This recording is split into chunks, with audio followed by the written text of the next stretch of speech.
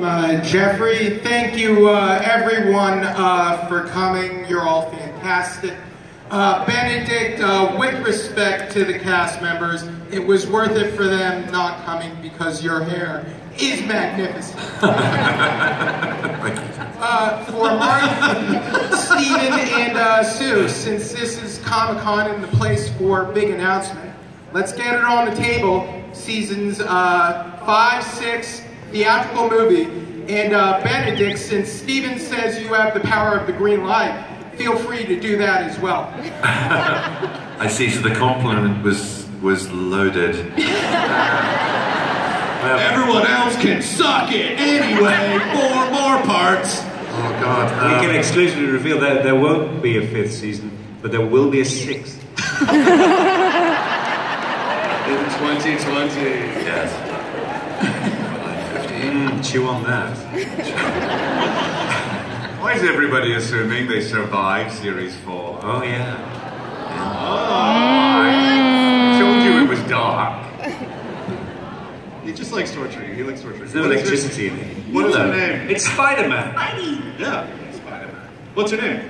My name is Josh Garcia. You seem unsure about your name. I said it that exact same way when I met Morgan Freeman and I made him laugh. Oh. Morgan Freeman, everyone! Hello, everybody.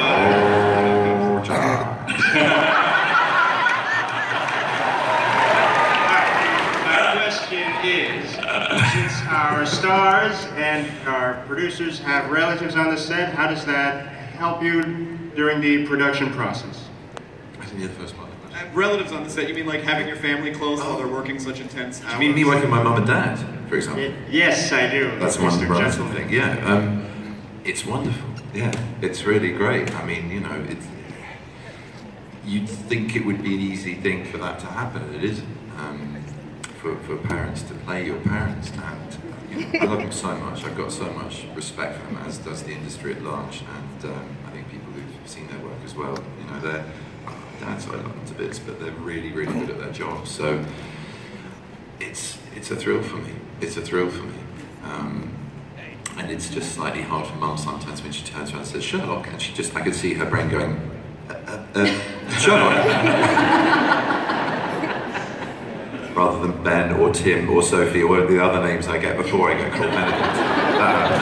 That happens. But no, God bless them. It's a joy. What's not to love? It's really great. Thank you, Mr. Spider-Man. What is your name? Hi, my name's Maureen. Thank you guys for all coming. I know we touched on this a little bit earlier, but I want to know, how was filming, writing, and producing the Victorian special different from modern day? It was much more expensive. It was. Also, it's the first one that you two have actually written together, Yeah, isn't it? yeah. Which you've done again on this series as well. It was a joy. It was longer. It was obviously more expensive. But you know, just getting all the frocks out, as it were, at the box, and that lovely feel of it. You know, we said from the beginning we wanted it to be a big Christmas treat. I said it's like when you get into a Christmas pudding and you find a silver sixpence inside, and then you break open the sixpence and there are 4 more puddings. That's right. And it was just, we just kind of put it with every sort of treat, Sherlock Holmes treat you could imagine. So it was real joy. I've never seen you two look happier than on the Right Back Fall day. Oh, yeah. That was fantastic. Yes, Moriarty and Sherlock on top of the fall. You guys very happy. Yeah, well, it's that strange thing, you know, because obviously having done our version on the roof of Bart's, things like that, obviously makes sense for a 21st century program, but then to actually give yourself the chance to do it and to build really, because the real writing about Fall, forgive me God, is a little disappointing. But to build the one from your imagination, which does everything you wanted to do, Danny Hargreaves' amazing work on that effect. It was just a joy. It was great, and the post-production of it. Yeah. It's Emmy nominated, I believe. I think it was. So just bringing up Moriarty, because there's a really sort of, it's very quick, but you utter something, I think maybe in Last Vow, I think, but it's about addiction and how you're, you know, you solve crimes essentially to sort of to deal with your addiction.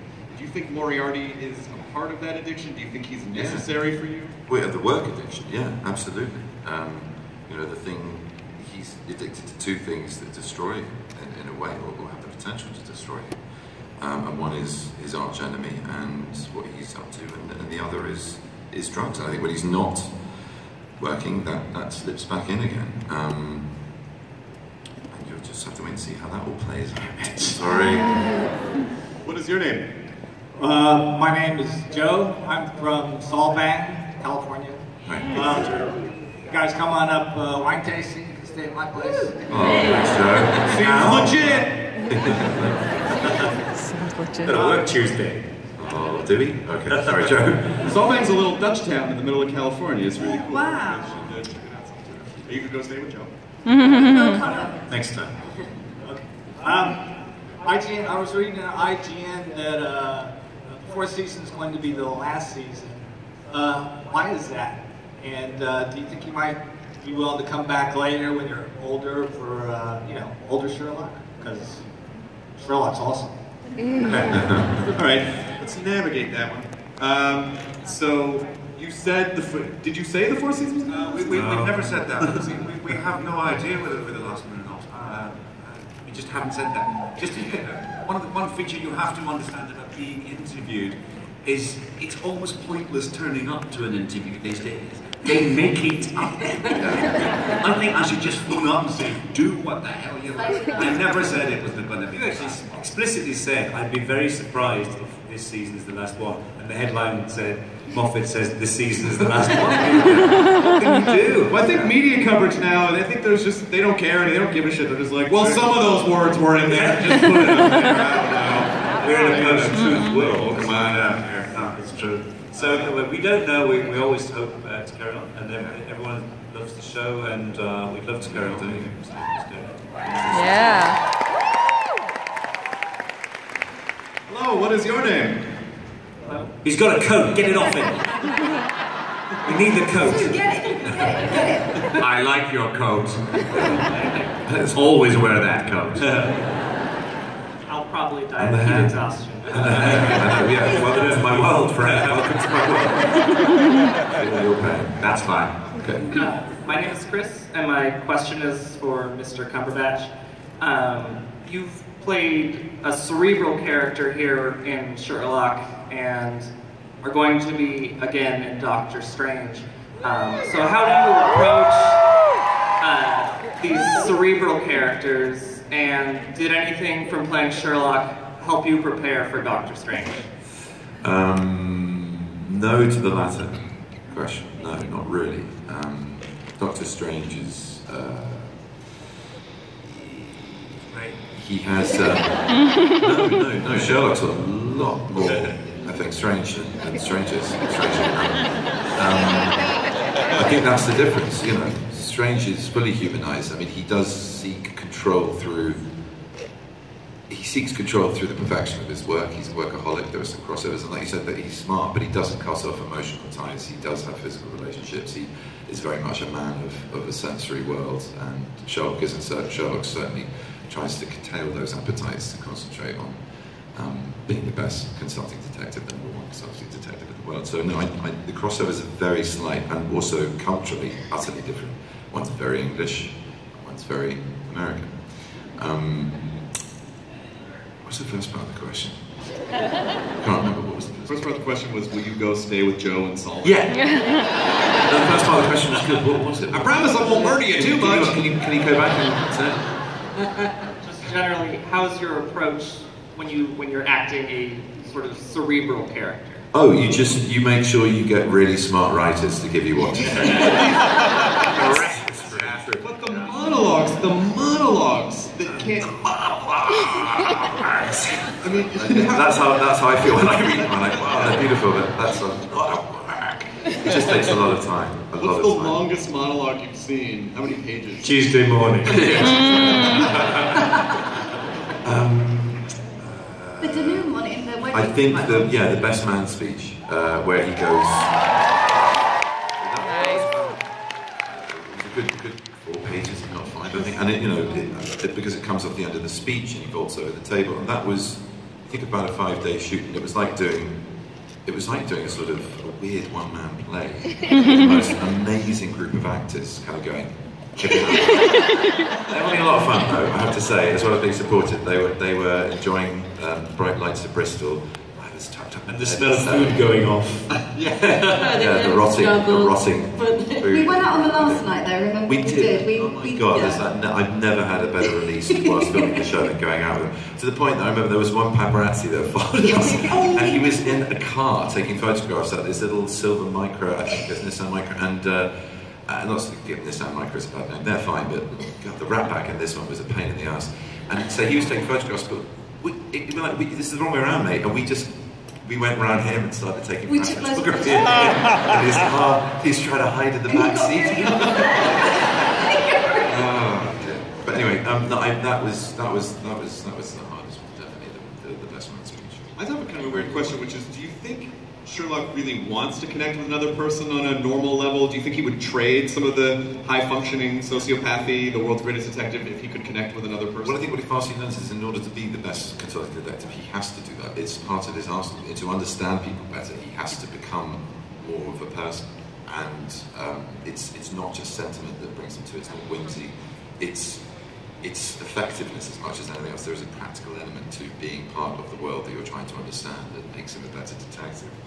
And this friendship is utterly reliant on that. And he's loyal to Watson the way Watson is loyal to him because of that symbiosis, because he takes him into the world in a way that makes it possible for him to function better as a detective.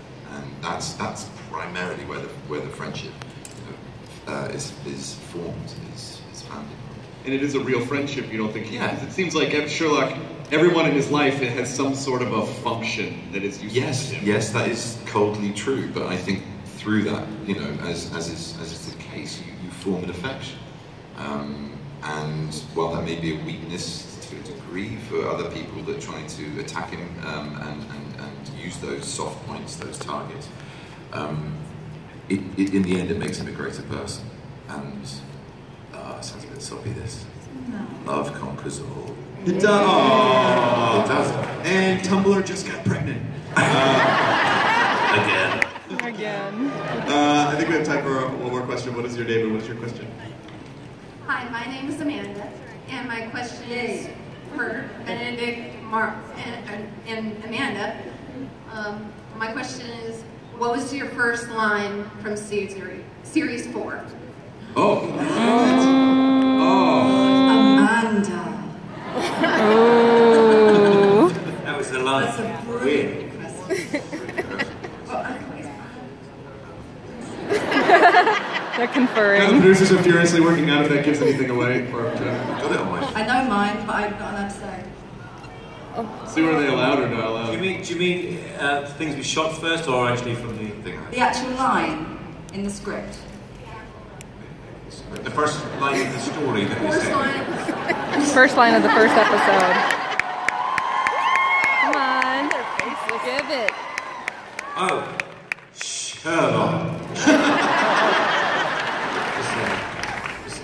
I know Yes. mine, but I That was my first time was yes. Shameful, I can't remember. Oh yeah. I can't say that. That's right. Isn't it? No, I do that. I don't know anymore. It was also because we changed it a bit. Something. Potatoes. I do this. Alright? Very revealing. Yeah. Just the end. It's a really good question. I can't answer. Sorry. I'm sorry. Well, thank you for trying. Thank you for That's a brilliant question, man. Good question, we let you down, sorry. Surely Mr. Moffat wouldn't disappoint. No. How could he look at these gorgeous faces and break their hearts? No, but you can. That's why it's important. That I think you want to know, but you don't want to know. And that's what's great about waiting. I feel like we get so spoiled in our culture with binge watching. No, you don't. You'll find out. You'll find out. It'll be that much more worth it. It'll be that much more worth it. But it is a perverse exercise, this, because we're trying to, manage expectations at the same time, not give anything away. But in that case, we just couldn't remember what they were. No, that's fine. I'll tell you what, as maybe this will be a substitute, you guys occasionally will do three-word keywords. Yeah. So Stephen and Mark, just three keywords for. Well, we've got one each. Me and Sue, and the last one is incendiary, but not the word incendiary. Insight. We're not doing words this time. We're doing names. Names. I Ooh. thought you were going to do noises for a minute there. That's next time. Yeah. Okay. First word. First word is. I'm enjoying this. I thought you forgot. First word is Thatcher.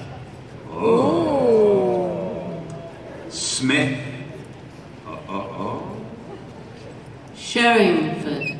No G. I didn't put a G.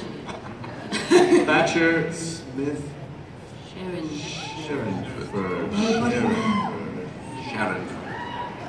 Sharon. I know. Isn't that I was really... But Sue, tell me what is the title of the Christmas special we recently I had? cannot tell you because I can't say it. Oh, just one. I can't do it. Oh, do you have a problem? I can't actually physically say it. The can't do it. It's the Christmas special. It's fine, we've got past that. Can't do it. The bride. Bride. Yeah. Well, Bad bride. I want to thank. We're almost done with the panel, but I did want to point out. Not only was this Amanda's first time at Comic-Con, this was Benedict's first time as Sherlock. They legitimately came out just for a couple of days, just to be here, just for you, because this is the place to come. Really is my pleasure. It's been a joy, and like I said, No, please. I would rather hear I say thank you. I want to say thank you. You know, it's nice to be able to sign off and say thank you, because your queuing, your cosplay, the hours you spend, you know, making this event what it is. Benedict, we love you! Well, thank you, but I'm trying to say that we love you. Don't take that the wrong way. I'm not giving it back as in have your love. I'm saying that it works both ways, because it's extraordinary, and it's inspiring, and it's completely overwhelming and utterly humbling. It really is. It really is. So thank you. Could Amanda and I just say hello to Clay, Apple, Sky, and Angel? We met Sky and last Angel. Hello, we met them last night. Here's a little thing for you.